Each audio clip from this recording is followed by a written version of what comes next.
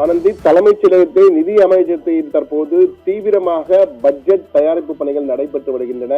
இறுதிக்கட்ட பணிகளை நோக்கி சென்று கொண்டிருக்கிறது. இன்னும் ஒரு வாரத்திலே அந்த பட்ஜெட் பணிகள் முடிந்து சிஎம் விஜயினுடைய ஒப்புதலுக்கு செல்லும். அவர் ஓகே என்றவுடன் அச்சடிப்பு பணிகள் தொடங்கும் என்று தெரிகிறது.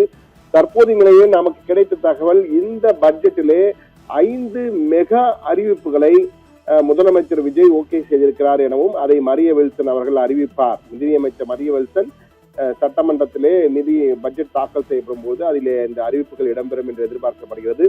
முதல் அறிவிப்பாக அந்த 5 மெகா அறிவிப்புகளுக்காக தொடர்ந்து கிட்டத்தட்ட 18 நாட்களாக 18-20 நாட்கள் என்றே சொல்லலாம், 20 நாட்களாக ஒவ்வொரு துறையாக அழைத்து என்னென்ன பிரச்சனை இருக்கிறது, எந்தெந்த அறிவிப்புகளை வெளியிடலாம், அதற்கு என்னென்ன அறிவிப்புகள் வந்தால் என்னென்ன இழப்புகள் வரும், எப்படி வருவாயை சமாளிக்க பலவிதமான ஆலோசனைகளை முதலமைச்சர் நேரடியாக நடத்தியிருக்கிறார். முதலமைச்சர் விஜயின் ஆலோசனையின் பேரிலே தற்போது மரிய வில்சன் அந்த பட்ஜெட் தயாரிப்பு பணிகளுக்கு இறுதி வடிவம் கொடுத்துக் கொண்டிருக்கிறார்.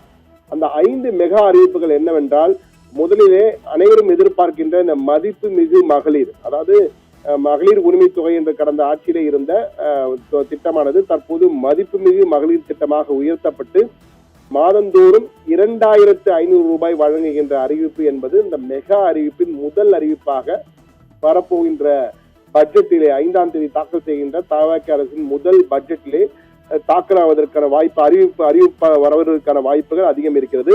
அது மட்டுமல்ல, 2வது மெகா அறிவிப்பு என்னவென்றால் அண்ணன் சீர் என்ற வகையிலே திருமண பரிசாக, திருமணம் செய்து கொள்ளும் பெண்களுக்கு திருமண பரிசாக 1 சவரன் தங்கமும் 10 புடவையும் 1 சவரன் தங்கமும் 10 புடவையும் வழங்கப்பட இருக்கிறது.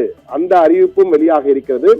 அதே போன்று மிக முக்கியமாக இளைஞர்களுக்கான ஒரு அறிவிப்பாக வேலையில்லா பட்டதாரிகள், அதே போன்று வேலையில்லா டிப்ளமோ படித்தவர்கள், +2 படித்தவர்கள் போன்றவர்களுக்கெல்லாம் உதவித்தொகை வழங்கப்படும்.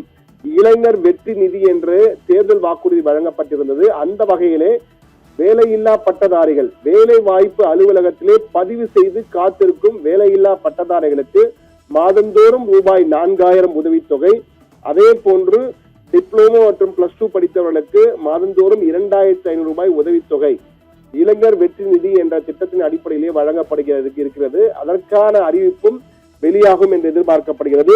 அது மட்டுமல்ல, வேளாண் தொழிலில் ஈடுபட்டுள்ள விவசாயிகளுக்கு போனஸ் அறிவிப்புகள் வெளியாக இருக்கிறது. அதாவது 2 அறிவிப்புகள். ஒன்று, வெற்றி விவசாயிகள் உரிமை தொகை என்ற வகையிலே விதைப்பு கால நிதி உதவியாக, விதைப்பு கால நிதி உதவி, 2 வகையான விதைப்பு பருவங்கள் இருக்கின்றன. அதிலே ஜூலை ஆகஸ்ட் 1, ஜனவரி பிப்ரவரி 1, 2க்கும் சேர்த்து 15000 ரூபாய் என்ற வகையிலே 7500 வெற்றி விவசாயிகள் உரிமை தொகை என்ற அடிப்படையிலே விவசாயிகளுக்கு வழங்கப்பட இருக்கிறது. அதற்கான அறிவிப்பு வேளாண் பட்ஜெட்டிலே வேளாண் துறை அமைச்சர் வினோத் அறிவிப்பார் என்று எதிர்பார்க்கப்படுகிறது. அதே போன்று மற்றொரு திட்டம், உழவர் உரிமம் அட்டை, அதாவது விவசாய தொழிலாளர்கள், விவசாயத்திலேயே சொந்த நிலையம் இல்லாத விவசாய தொழிலாளர்கள் இருப்பார்கள். அந்த விவசாய தொழிலாளர்களுக்கு உழவர் தொழில் திட்டம் என்ற அடிப்படையில் உழவர் உரிமம் அட்டை வழங்கப்படும். அந்த அட்டையின் அடிப்படையிலே ஆண்டுதோறும் 10000 ரூபாய் அவர்களுக்கு நிதி உதவி வழங்கப்பட இருக்கிறது. அதற்கான அறிவிப்பும் இந்த வரப்போகின்ற முதல் பட்ஜெட்டில், தவிக அரசின் முதல் பட்ஜெட் வேளாண் பட்ஜெட்டிலே வேளாண் துறை அமைச்சர் வினோத் அறிவிப்பார் என்று எதிர்பார்க்கப்படுகிறது. அது மட்டுமல்ல, 5வது மிக முக்கிய அறிவிப்பாக கல்வி கடன், அரசாங்கம் வழங்குகின்ற கல்வி கடன், அதே போன்று காப்பீடு தொடர்பான மிக முக்கியமான அறிவிப்புகள் வெளியாக இருக்கிறது. 5வது மிக முக்கியமான அறிவிப்பு காப்பீடு, முதியோர்களுக்கு சிறப்பு காப்பீடு வழங்கப்பட இருக்கிறது. அதே போன்று கல்வி கடன் எவ்வளவு ரத்தாகும் என்ற வகையிலும் புதிய வகை கல்வி கடன் தமிழக அரசாங்கமே கொடுக்கின்ற வகையிலே ஒரு புதிய அறிவிப்பு வெளியாக இருக்கிறது என 5 மிக முக்கியமான அறிவிப்புகள். அது மட்டுமில்லாமல் ஏற்கனவே கட்டணம் இல்லா பேருந்து வழங்கப்பட்டு தற்போது அந்த விடியல் பயணம் மகளிர் பயணமாக மாற்றப்பட்டிருக்கிறது. அந்த திட்டம் தொடரும். ஆனால் அதை மாநிலம் முழுவதும் பெண்கள் இலவசமாக பயணிக்கலாம், கட்டணம் இல்லாமல் பயணிக்கலாம் என்பது இப்போது நடைமுறைப்படுத்தப்படுமா அல்லது விரைவில் நடைமுறைப்படுத்தப்படுமா என்பது குறித்த அறிவிப்பும் இந்த பட்ஜெட்டின் போது இடம்பெறும் என்று எதிர்பார்க்கப்படுகிறது. இந்த 5 மெகா அறிவிப்புகள், முதலமைச்சர் விஜய் வழங்கப் போகும் இந்த 5 மெகா அறிவிப்பு பரிசுகள் மட்டுமல்ல, மேலும் பல அறிவிப்புகள் இடம்பெறும் வகையிலே இந்த பட்ஜெட் இருக்க வேண்டும் என உத்தரவிடப்பட்டிருக்கிறது. அது மட்டுமல்ல, இந்த பட்ஜெட் தவிக அரசின் முதல் பட்ஜெட் என்பதால் மிகப்பெரிய அளவுக்கு எதிர்பார்ப்பு மக்களிடையே ஏற்பட்டிருக்கிறது. எனவே அந்த எதிர்பார்ப்பை பூர்த்தி செய்யும் வகையிலே தன்னுடைய அறிவிப்புகள் இருக்க வேண்டும், அரசின் செயல்பாடுகள் இருக்க வேண்டும் என முதலமைச்சர் விஜய் உத்தரவிட்டிருக்கிறார்.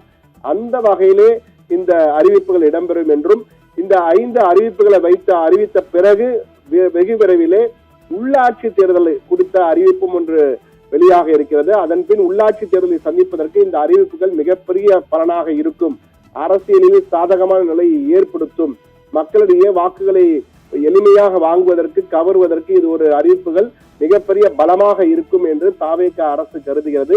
அந்த வகையில் முதலமைச்சர் விஜய் இந்த அறிவிப்புகள் இடம்பெற வேண்டும் என நிதி அமைச்சகத்துக்கு உத்தரவிட்டிருக்கிறார். நிதியமைச்சர் வில்சன் தலைமையில் தற்போது நிதி அமைச்சகத்தில் அந்த தயாரிப்பு பணிகள் இறுதி வடிவம் பெற்றுக் கொண்டிருக்கிறது.